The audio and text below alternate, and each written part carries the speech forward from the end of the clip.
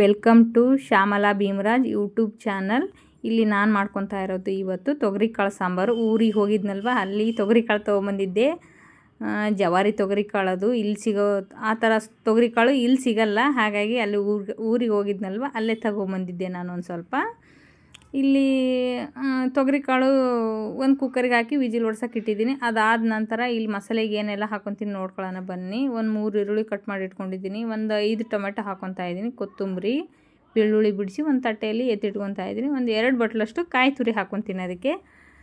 ಅದಾದ ನಂತರ ಒಂದು ಸ್ವಲ್ಪ ಎಳ್ಳು ಹಾಕ್ಕೊತೀನಿ ನಾನು. ಎಳ್ಳು ಹಾಕೋದ್ರಿಂದ ಟೇಸ್ಟ್ ಮಾತ್ರ ತುಂಬಾ ಚೆನ್ನಾಗಿರುತ್ತೆ.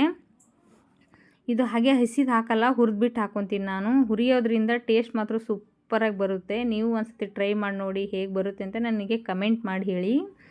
ಅದಾದ ನಂತರ ಒಂದು ಬಾಣಲಿ ಇಟ್ಟಿದ್ದೀನಿ.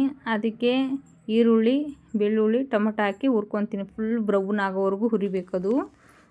ಅದಾದ ನಂತರ ಇದಕ್ಕೆ ಕಾಯಿ ತುರಿನೂ ಹಾಕ್ಕೊತೀನಿ, ಸ್ವಲ್ಪ ಎಳ್ಳು ಹಾಕ್ಕೊತೀನಿ ನೋಡಿರಿ ಹುರಿಯೋಕ್ಕೆ.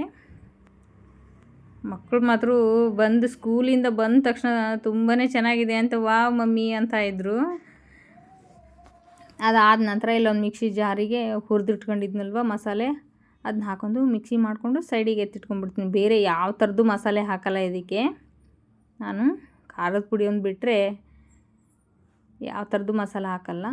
ಒಂದು ಪಾತ್ರೆ ಇಟ್ಬಿಟ್ಟು ಅದಕ್ಕೆ ಒಂದು ಸ್ವಲ್ಪ ಎಣ್ಣೆ, ಸಾಸಿವೆ, ಜೀರಿಗೆ ಹಾಕ್ಕೊತೀನಿ. ಮಸಾಲೆಗೂ ಈರುಳ್ಳಿ ಹಾಕ್ಕೊಂಡಿದ್ದೆ. ಆಮೇಲೆ ಒಗ್ಗರಣೆಗೂ ಹಾಕ್ಕೊತೀನಿ ಈರುಳ್ಳಿ, ಬೆಳ್ಳುಳ್ಳಿನೂ ಹಾಕ್ಕೊತೀನಿ. ಸ್ವಲ್ಪ ಕರಿಬೇವು ಸೊಪ್ಪು ಹಾಕ್ಕೊತೀನಿ. ಇವಾಗ ರುಬ್ಬಿಟ್ಕೊಂಡಿದ್ರು ಅಂತ ಮಸಾಲೆ ಹಾಕಿ ಚೆನ್ನಾಗಿ ಎಣ್ಣೆ ಬರೋವರೆಗೂ ಫ್ರೈ ಮಾಡ್ಕೋಬೇಕು. ಅದಾದ ನಂತರ ತೊಗರಿಕಾಳು ಹಾಕ್ಕೊತೀನಿ. ನಿಮಗೂ ಇಷ್ಟ ಆಗುತ್ತೆ ಅಂದ್ಕೊತೀನಿ ಫ್ರೆಂಡ್ಸ್. ಇಷ್ಟ ಆದರೆ ಲೈಕ್ ಮಾಡಿ, ಶೇರ್ ಮಾಡಿ, ಕಮೆಂಟ್ ಮಾಡಿ, ಸಬ್ಸ್ಕ್ರೈಬ್ ಮಾಡ್ಕೊಳ್ಳಿ. ನಾನು ಮಾಡೋ ವೀಡಿಯೋ ಎಲ್ಲ ನಿಮಗೆ ತಲುಪುತ್ತೆ. ಸಬ್ಸ್ಕ್ರೈಬ್ ಆದರೆ ನೋಡಿ ಪಳಪಳ ಅಂತ ಕುದೀತಾ ಇದೆ. ಬನ್ನಿ ಟೇಸ್ಟ್ ಮಾಡೋಣ ಹೇಗಿದೆ ಅಂತ.